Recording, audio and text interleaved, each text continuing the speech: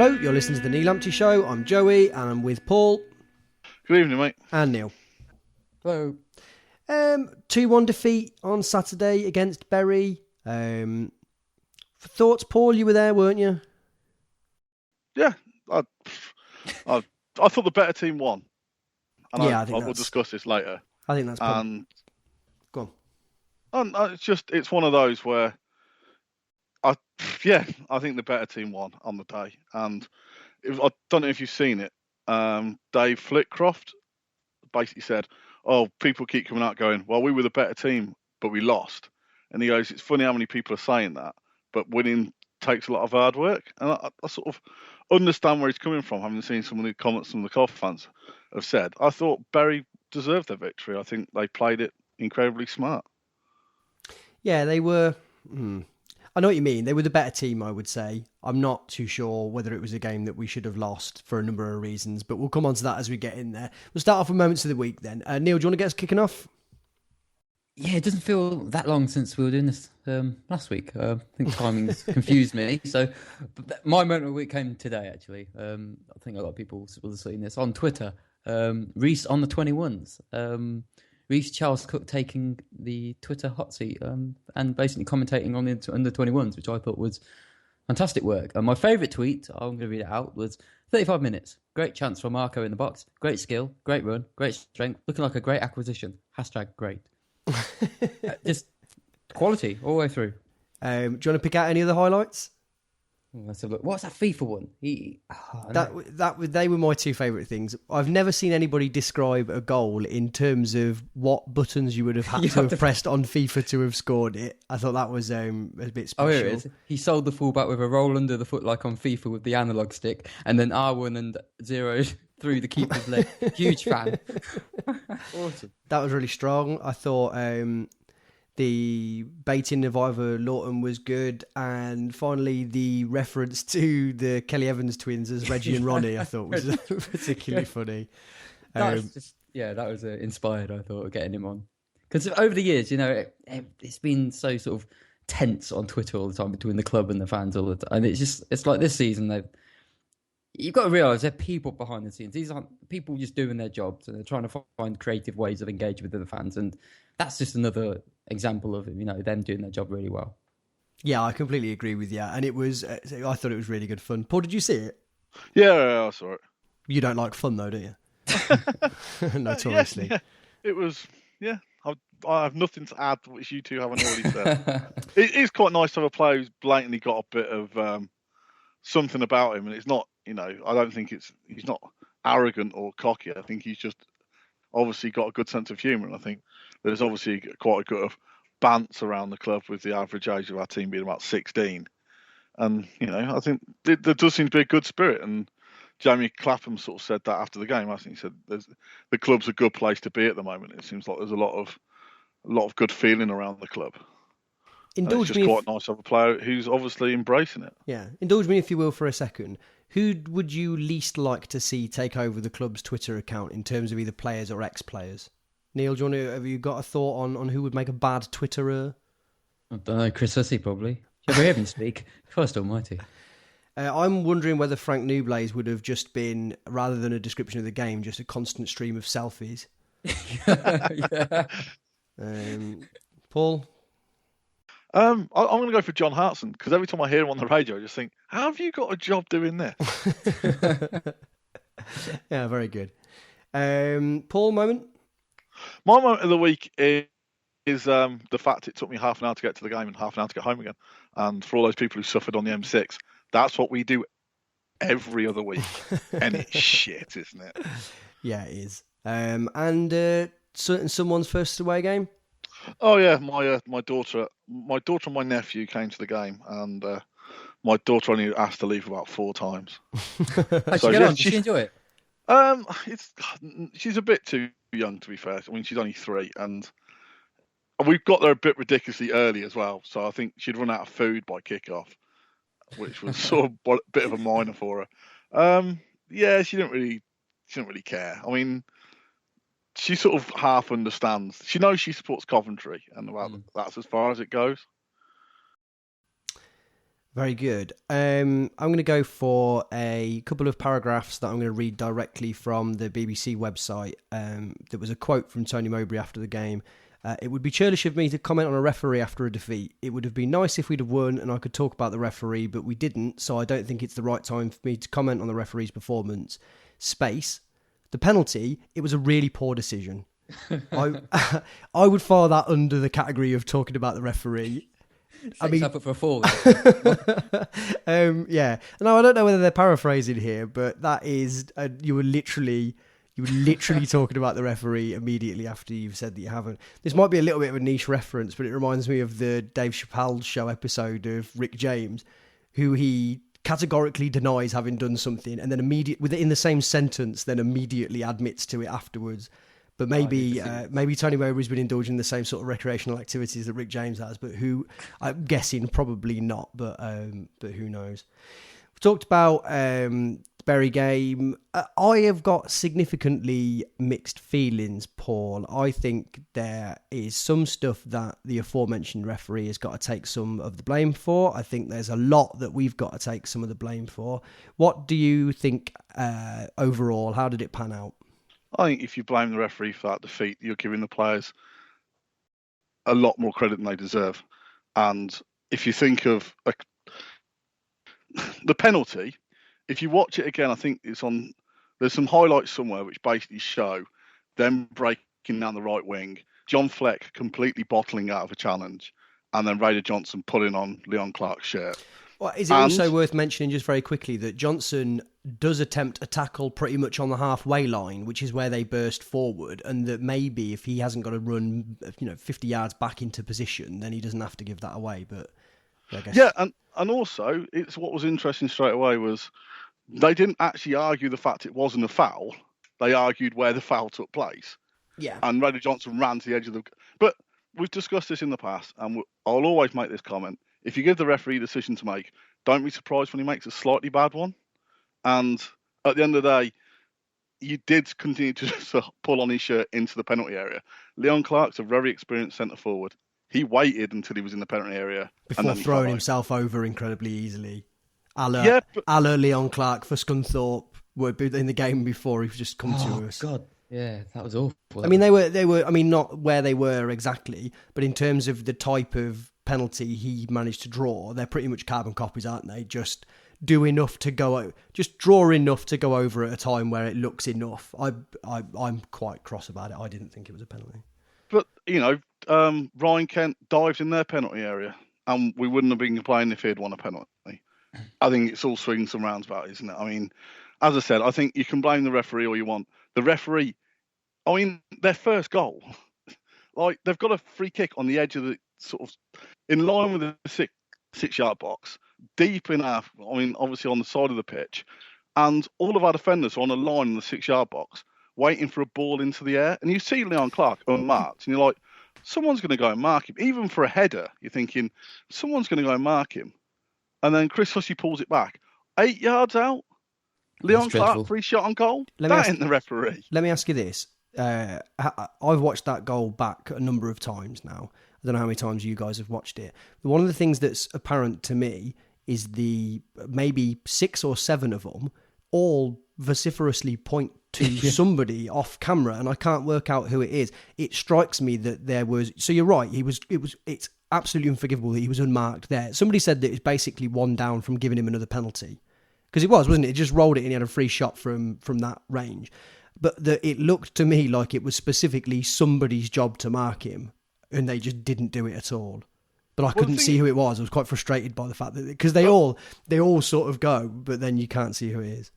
At the time, I thought they were all having a go at Jacob Murphy, and I'm not sure which angle you see it from, but there's an angle where you sort of see that Jacob Murphy's on the edge of the area, and he's sort of marking the 2 players who are just outside the area, and Leon Clark runs behind him, and you thought, well, is that... But at the end of the day, you still had all those players lined up on the 6-yard box to try and defend a type of free kick they didn't take, and it's like, well, that's fine if you're going to go for a zonal marking system, but then have someone blocking that path, that easy pass. And it was sort of Mowbray sort of came out and go, oh, they were really naive on the goal. And you're like, well, our 3 of our back 4 aren't that naive. Someone should have sort of spotted that. But as I said, I think that was just a symbol of how we played in the first half, or for the first 60 minutes. The 2 goals were very symbolic of how poor we were. And I said the second one, yeah, was it inside the area? Was it a penalty? If John Fleck doesn't bottle that tackle, then they don't get into the penalty area. And for 60 minutes on Saturday, they I don't know if it was design or it just circumstance, but they really did hammer John Fleck's side. They didn't even bother going near Vincelo. They were like, yeah, you have that part of the pitch. We'll attack the little short Scottish guy. And they destroyed him for like 60 minutes. They destroyed him, either attacking at him or every time he got the ball, they made sure someone got on him and they stopped him from playing football. And he was pretty poor.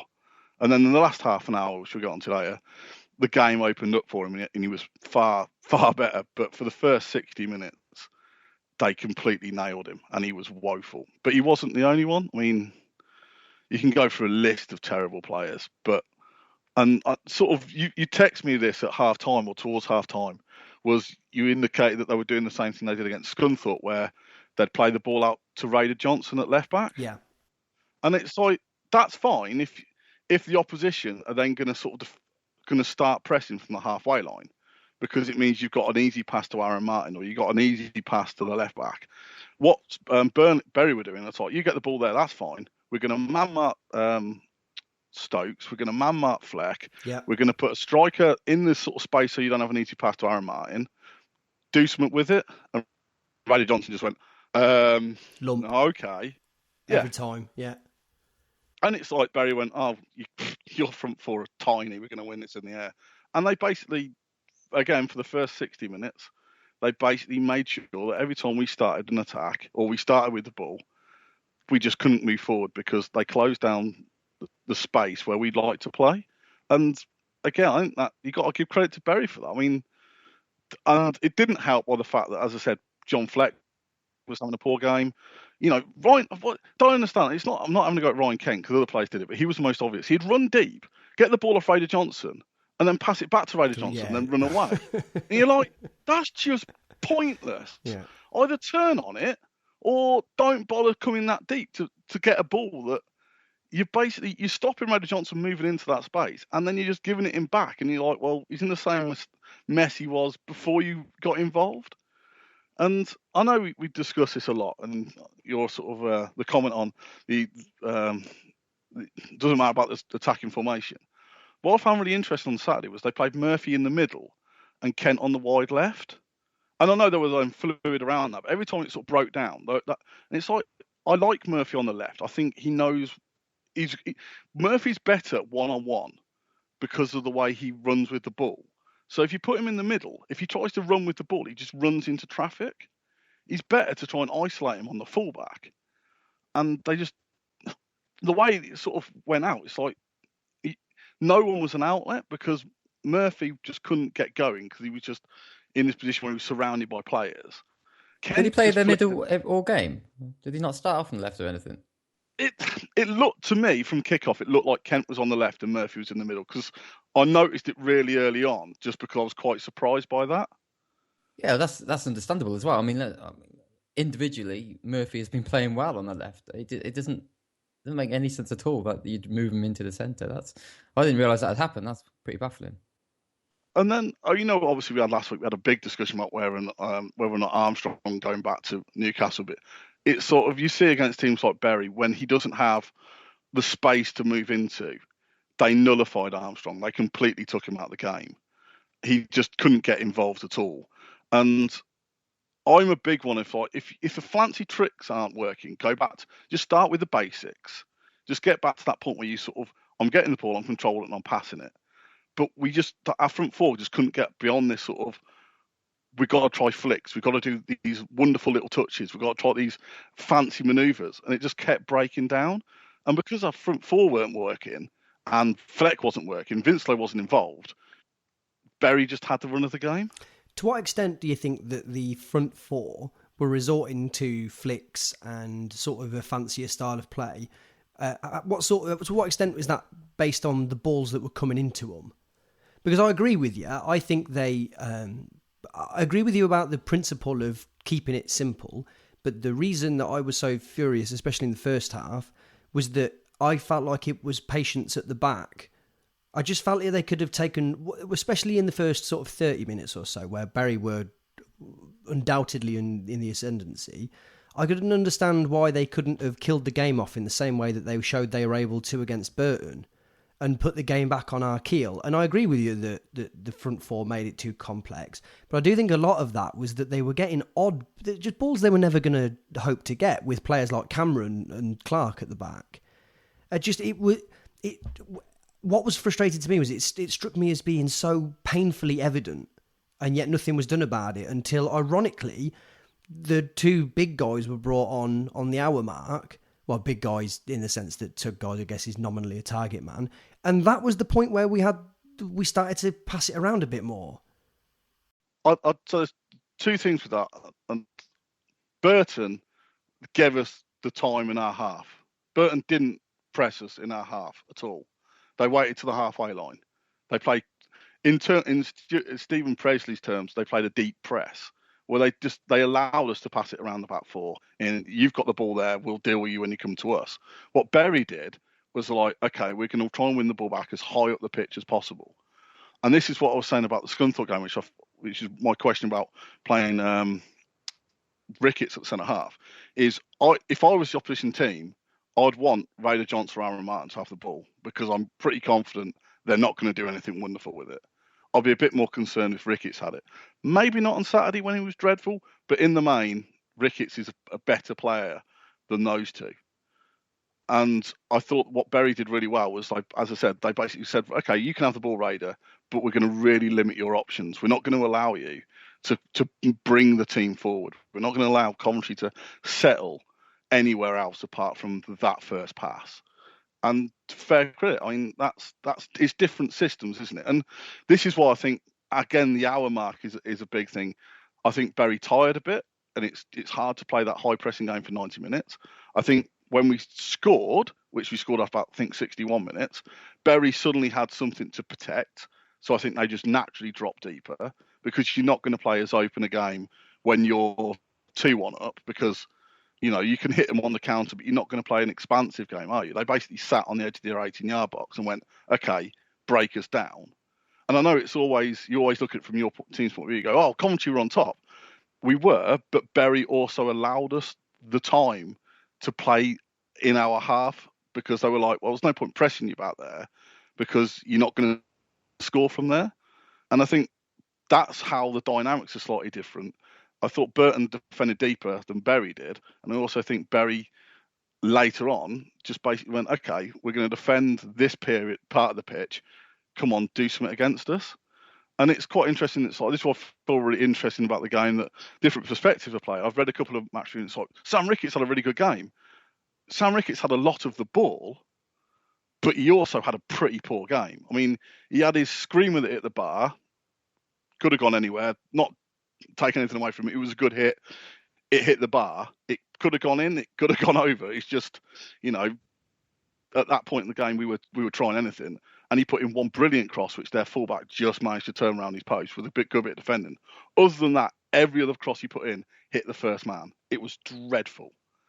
And it was just, he was, again, big. I think he's been brilliant this season. I think he's been really good. I think Vincelow's been really good.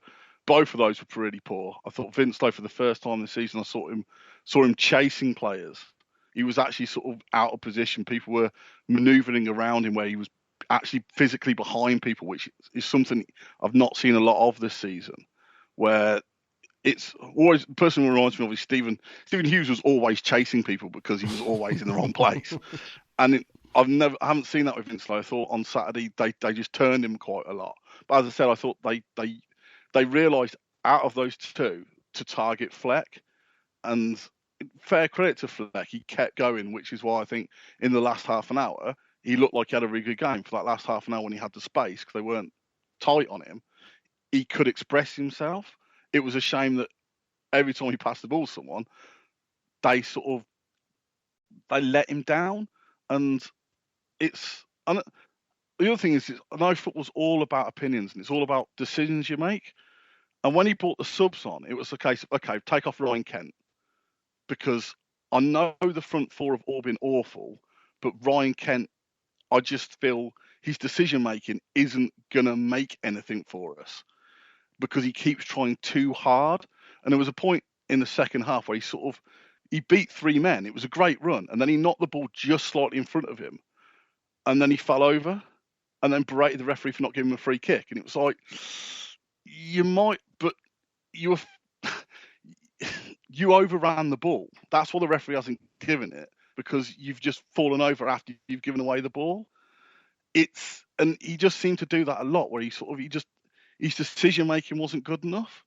And then he takes off Murphy, who I'm not going to say had a good game, but I've seen enough of Murphy to know in the last half an hour, that's when he gets better. And if you're going to go 4-2-4, which is ostensibly what we did, you can't.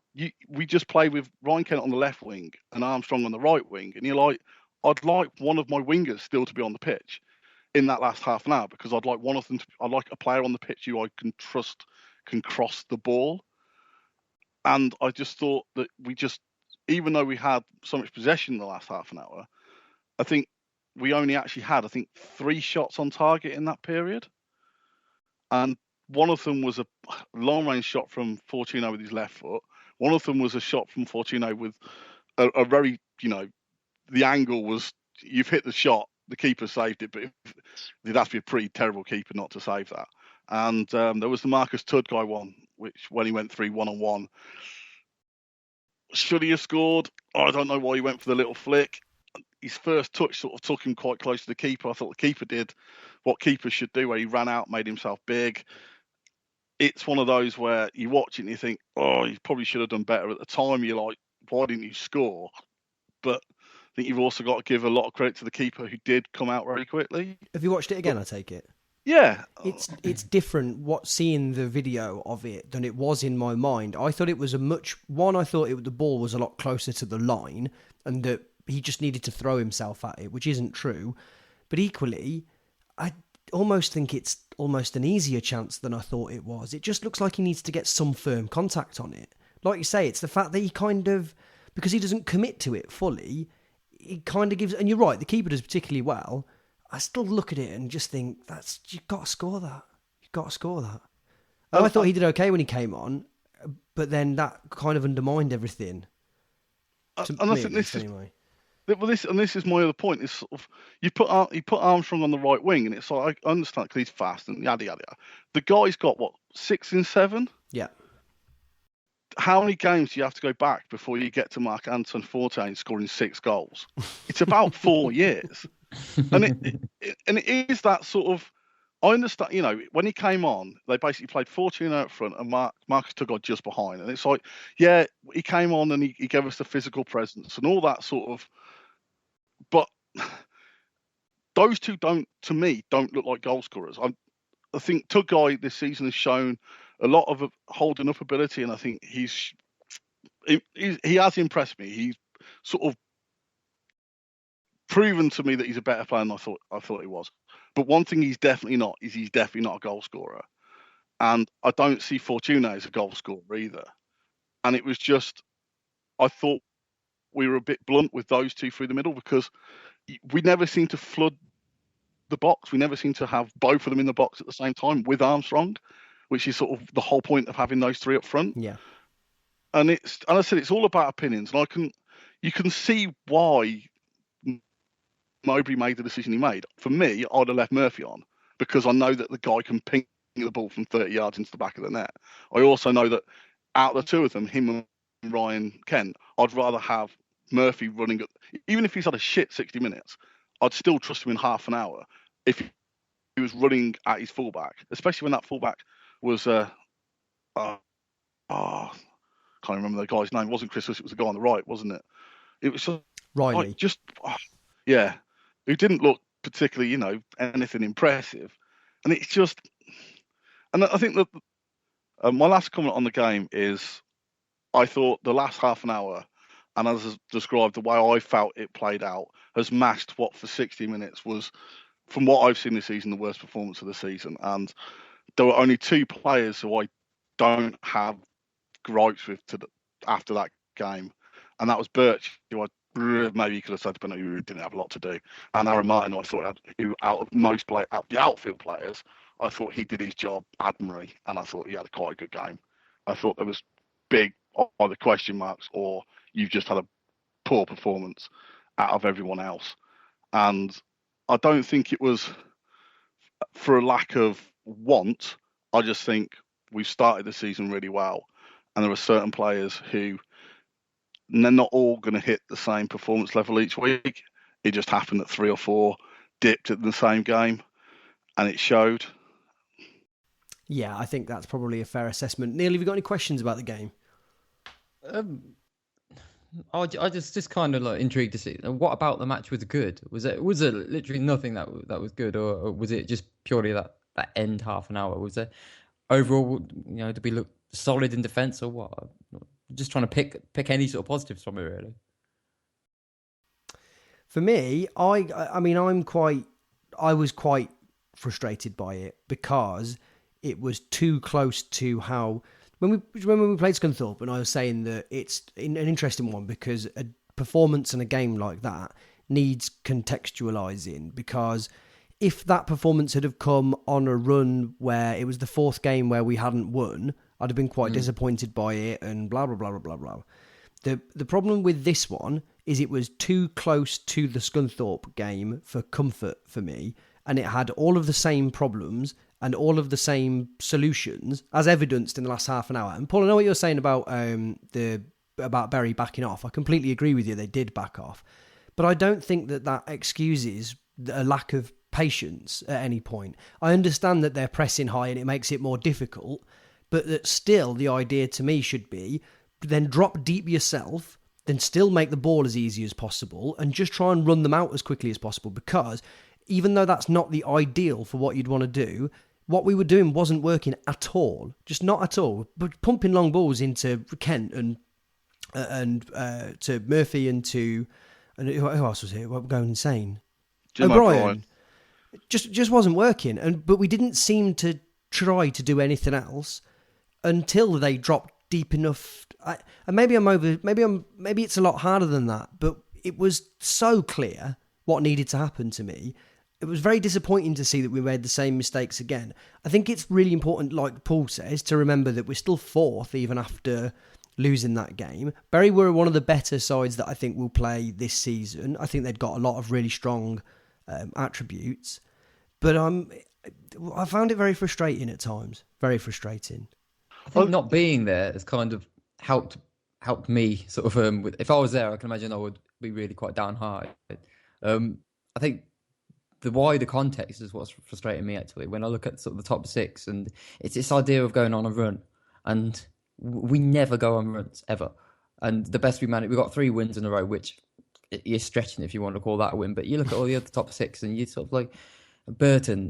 They've done 3 games in a row twice. They've won 6 out of 7 or something like that. I mean, all of those top 6 have got 5, 6 games and beaten all that sort of stuff, and we're still this whole win one lose one. And I really want to commit to this team this season, and I can't commit until I see a proper run, a proper concerted sort of, because we know they're a good team, but they're just not sort of implementing it as regularly as they should do at the moment. That's the biggest frustration I've got at the moment, because I wasn't there. If I was there, probably have a lot more to think about it. But at the moment, I just want to see us go on a run, which makes me think, yeah, this is a team I can really get behind this year. Going back to context, we've got in the near future, we've got Shrewsbury, we've got Fleetwood, we've got Blackpool at home at some point, have we? Or Blackpool at bottom, obviously. Fleetwood are 19th, Shrewsbury are 16th.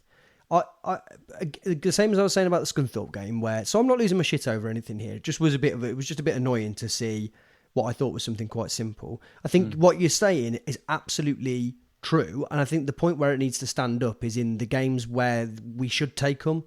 So I think go to Blackpool and not winning is going to be an excuse. Well, later in the season, but at home against Blackpool is the sort of thing where you need to stick 3 points on. And I think you need runs if we have 3 or 4 of the lower in the division teams, it's there where I think you need to put your big runs together. Bury, I think, is a look like a very well organised team, a pretty decent team, one that I won't be surprised at all if they're in the top 6 this season, especially given the money that they've spent. But you are right. If we are going to break this perpetual rubbishness, we are going to have to put a run together at some point. But it's going to be interesting to see if and when that can come. I can get this defeat because in my head, I think they're a good team. If we start throwing points away against crap teams, that'll be where it's annoying. The only reason that I think that could happen, like I say, is because this seemed like such a rudimentary thing to sort out and it didn't happen. But who knows? There might be something more to it. It could just be as simple as if Tugguy and Kent had have scored their respective chances, maybe we'd have been saying, well, blah, blah, blah, blah, blah. But instead we're saying blah, blah, blah, blah, blah, blah, blah, like we normally are. I think I've got sort of a couple of things. I sort of understand where you're coming from, Joe. I just think maybe I'm underestimating the ability of our centre-halves, or maybe you're overestimating the ability of our centre-halves. I just think they're just not that good at football. And they've obviously been told by Presley to build from the back. And almost like Lee Birch a couple of times, she just said, no, I'm just going to, even just punting it long and say, okay, what we'll do is we'll try and win. You don't have to win every header. You just have to make sure the ball sticks. And you would have thought, well, okay, yeah, we're not going to win the ball in the air. But if you punt it forward and Armstrong makes their defenders struggle in the air, doesn't have to win it, but struggle, then maybe we'll win the second ball. Because I agree, I think building from the back and what we were trying to do didn't work. Playing wasn't working, and someone's got to take responsibility and say, okay, this isn't going to help, but maybe we can start us playing further forward by trying something else. I think my concern on the form thing is I've been really surprised by how open virtually every team we played against at the Rico has been, and my worries at the start of the season with having a small front four was sort of demonstrated against Burry, where Burry basically just didn't let our front four play at all. They were very compact. They played very tight lines, and we couldn't play in between them. When you compare that to Chesterfield, who had a massive gap between the defence and midfield, and we just went, woohoo, look at all this free space. It's just that, as I said, it'd be interesting. Shrewsbury, I don't think, have lost away this season. Right. So it'd be interesting to see how they play and how, if they play deep, how we cope at home against someone who does that. Because the only thing we've really tried to do with Crew, and we managed to score 3. One of them was an absolute gorgeous strike from Jim O'Brien. The deflect score from a corner. Yeah, from outside the area, certainly it was the rebound of a corner, yeah. Yeah, so it is a case of, not being disparaging, it's the way you score, every goal's a good goal. And, so we did miss other chances, but we did score against Burry from a corner. We didn't really break them down, I felt, enough in open play to really warrant. We didn't deserve anything out of the game, in my opinion, because we didn't look like we were going to get back into the game. We didn't really force their goalkeeper into making saves. And that goes back to the Chesterfield game as well, where I was like, yeah, we were brilliant, but we didn't force their goalkeeper into saves. That's fine if you win 1-0. It's not good enough if you're trying to chase the game and you're still not forcing the keeper into making saves. And my concern again is the fact that maybe against the teams who are more difficult to beat, we will struggle to beat them without a plan B. The plan B, as we saw on Saturday, was Fortune, who was better than he was against. I mean, it would be bloody hard to be worse than he was against Chesterfield. But it's just really odd, isn't it? Everyone's, his main attribute is his strength. And it's like, I'd rather my main attribute for a player was their ability with the ball. But, and then I thought, yeah, Tugguy came on.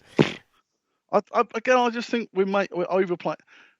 I think I've seen things, they made a massive difference. And it's like, they didn't really do an awful lot. They weren't like brilliant. They were just better than the night before. But what went before was turgid. So, average is better than turgid. Average isn't brilliant. It's better than crap. Can I just check that those noises are coming out of your mouth? Wow. I don't know about you. I mean, maybe you felt slightly differently, but I've seen a lot of hyperbolic press about how great they were and how they changed the game, and it's like, did they really, or am I being overly harsh? No, I think I don't want to repeat myself, albeit that I usually do. I think I don't think it was the introduction of the players who came on. I think it was a switch to a more patient style of football. Be that because we had the more space or whatever. And the fact that the impetus up to that point was all with Burry. They had all of the game, and they chose to sacrifice it to us, and that's where it was. But I feel like we could have wrestled that back. But then obviously I've already said that. I feel like we've probably done this game to death, unless there is anyone who's got any very brief final thoughts. No, I just think it's healthy. We're talking like a team that wants to stick around in the top six. We're trying to find ways of, how could we have won that game, rather than in the past where it's just been almost accepting, we've lost, it doesn't matter. We're still fourth, it's great, but it doesn't matter if we fall down. Now everybody seems to be talking about, Coventry City as how do we remain in that top 6/top 2, and it's good. Yeah, and I don't want to seem like I'm whinging about it. The main thing I would say is it's almost, you could celebrate the fact that the only reason that I would posit it as a theory is because I think the team is so capable of doing it. Exactly, and that's it. And I don't say it as whinging at all. I think it's about standards, isn't it? It's about setting standards, and we can either sit here and we've lost to Burry and we just say, oh well, it doesn't matter. We've had a good run, didn't we? It doesn't matter. We'll drop down table now, or we can say, well, hang on, they were better than us. Why were they better than us? And let's find a way to make sure that next game we go and get those 3 points again. Because I'm not falling out of this top 6 this season. I'm not having it at all. A magnificent sentiment to take us into the next section, I would say. Right, Paul, you got Only Covvect then? Yeah. I'll go first. Okay, do you want question 1 or 2? I'll take 2, please. Question 2. Oh, sorry, I've got 4 pieces of paper. Guillaume Bouzelin. No. Fabian De Beek. This is 4th in the section, is it? 4th? No, this is what links these 4 players. Are these the last 4 French players that we've had? Yeah, that'll do. They were just like 4 French players who play for Cov. Nice. Well, that one was decidedly properly easy compared to the usual standard, doesn't it? It's only going to What am I going to get now? Yeah, I'll take that. Okay. Would you like to know the other 2 players on my list of 4 French players who play for Cov? Kevin Malaga? No, Jean-Guy Willemay. Oh, yeah. And Eric Dalameu, or however you pronounce his name. Dolly Mixtures, I think it's pronounced, but yeah. Yeah. What was the link? Just French? Just French. Oh, nice. Right, I'm looking forward to this. More of this, please, yeah. All right. Neil. Yes. Your question's a lot more fun. Okay. Ian Wright. Git. No. Keep going. Next one. Johan Cruyff. Git. Yeah. We've got it, haven't we? Come on now. Johan Cruyff's genius. He is, Brad but he's a Git as well, isn't he? Brad Friedel. Right, okay. But they haven't had moves named after them, only one. Okay, next one. George Best. Oh, wow. All right, if I was you, I'd think, what's the most obscure way I can link these 4 players? God, they all wear Nike boots. I don't know. No. Yeah, I give up on that. That's too much for me. Joey? Who was the first one? Ian Wright. Ian Wright, Johan Cruyff, Brad Friedel, and George Best. Not a clue. They've all been name dropped in songs which have in the top 40 of the English charts. Really? Go on, Ian Wright was in Shine by Aswad. Okay, yeah. In the rap Johan bit? Cruyff was in Smoking by Super Furry Animals. Brad Friedel was in After the Wedding by Half Man Half Biscuit, and George Best was in Kick a Conspiracy by The Fall. That's a brilliant question. I would have thought that I would have been able to know most of the lyrics, and probably bear in mind that there are some much better songs on that list. The Aswad one was the one that I'd have the best crack at, I think. But where is Ian Wright in there? Presumably in the rap part? You haven't gone that far, have you? No, if you type in players' names in songs, there's a quiz on the Guardian website, and there's 4 of the answers for you. There's another 6 sort of multi-choice questions about footballers who have been in songs. Great question. Yeah. I'm rubbish at music, unless it's Lighthouse Family. That's not music. How dare you? Yeah. All right, Neil, do you want question 1 or 2 in the second round? I'll have one, please. All right. This is my favourite question of all time. Oh, God. FC Baku. So what comes fourth in this sequence? FC Baku. Okay, I'm going to need a second one. Malmo.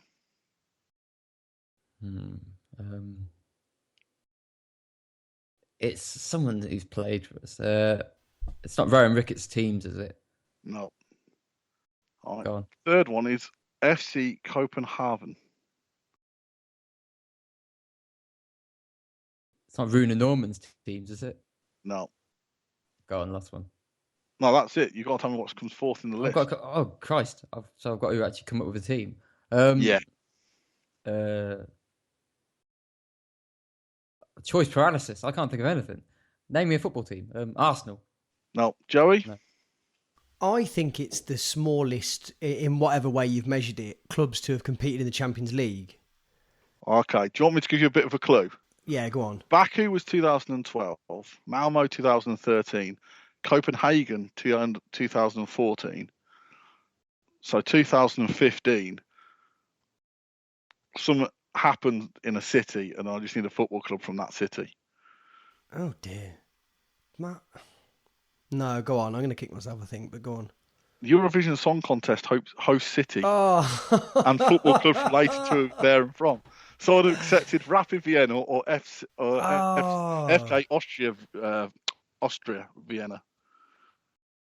God, my brain doesn't work like this at all. Oh, wow. That's a good question. But it is good, wow, isn't it? Yeah. Earlier today on the actual official Only Connect, they actually had one of my previous questions, and the answer was Philip Lahm, 2000 Oh yeah, the football World Cup. Yeah, because it went 2002 Cafu. I turned to Jane and went 2014 Philip Lahm, and that was the answer. Do you think that means that the Only Connect elves are podcast listeners? All I'm saying is next week when they have the Copenhagen question. Or bearing in mind the way that this game was conceived and subsequently reappropriated by you anyway, were you watching a repeat from a while ago? Is there one more question? Yeah, Joey. All right, go on. Wycombe Wanderers. No. Exeter City. No. Plymouth Argyle.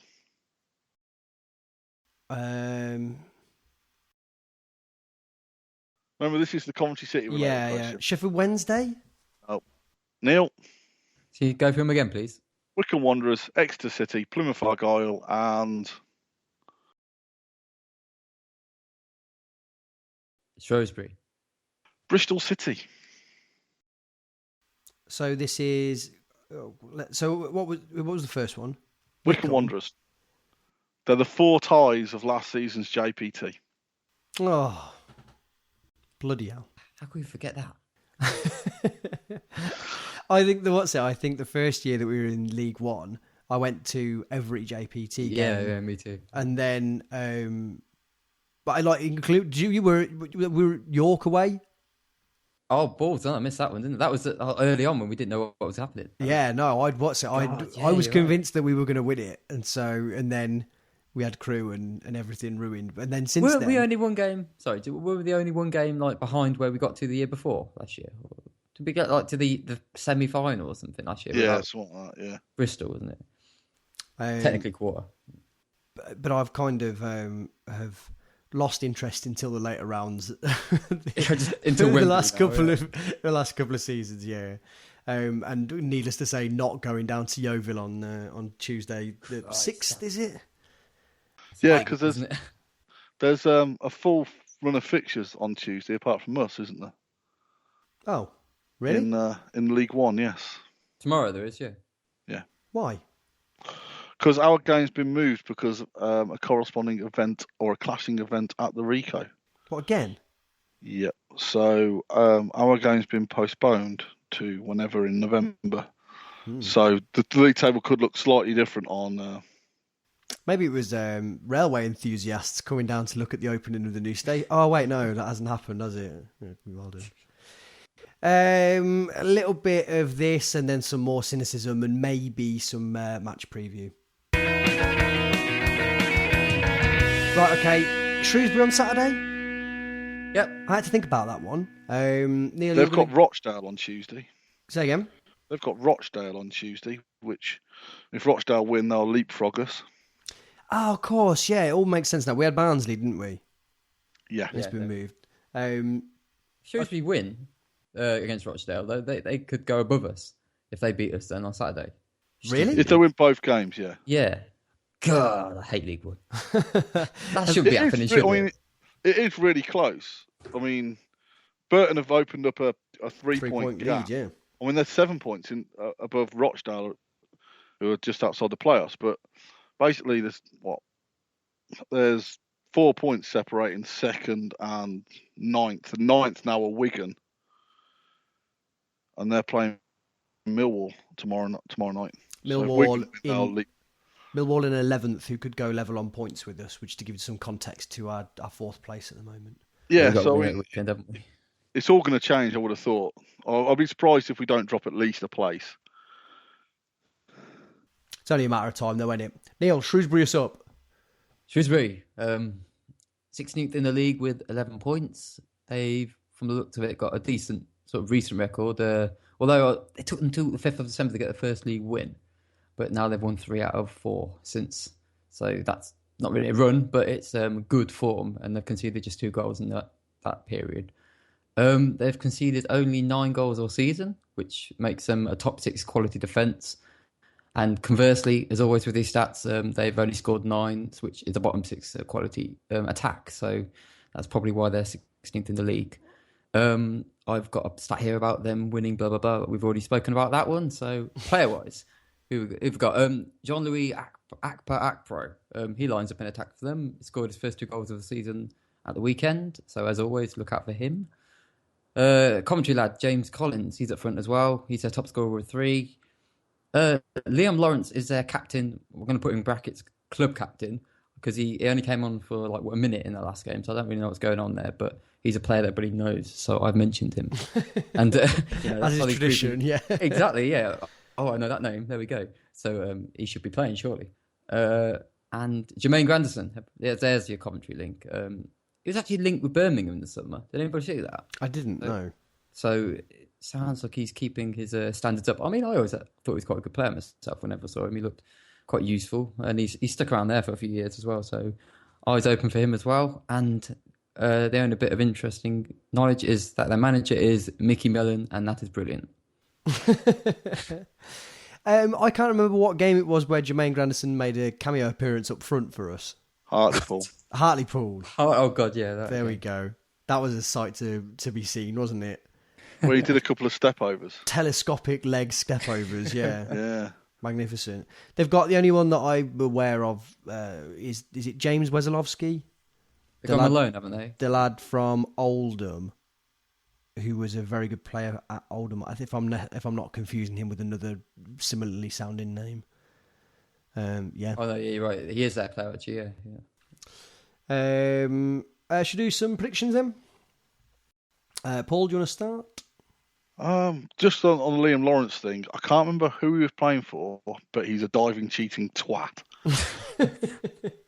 I can't remember. Honestly, you know, you just sort of those players who you just remember, like Fabian Jack Lester as well.